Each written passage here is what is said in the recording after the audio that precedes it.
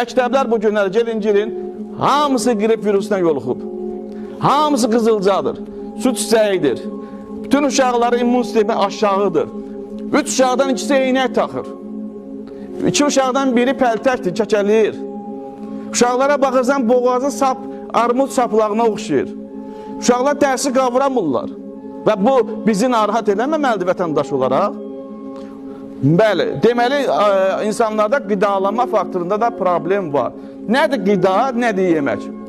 Qidanın tərkibində insana vacib olan mikroelement olmalıdır, mineral olmalıdır, üzvi maddə olmalıdır, qeyri-üzvi maddə olmalıdır. Bugün yeməklərdə o yoxdur. Mən bu sözü özüm qəsdən belə deyirəm ki, bəlkə bizi valideyn kimi narahat eləsin. Əlindən tutub McDonald's aparan valideynlərə demək istəyirəm ki, gələcəyimizi sonsuz eləməyin. Cips içənlər, kola içənlər, efirdə göstərirlər, götürün kolanı, tökün ətin üstünə bir bankada. Yarım saatda baxın, görün, o da nə baş verir? Və bu, bizim mədə bağırsağımız da ət və sellik şadan ibarətdir. Onu da həmin dağıdır olar. Yəni, bilə-bilə, düşünə-düşünə, nə edirik? Sağlamlığa fikir vermir.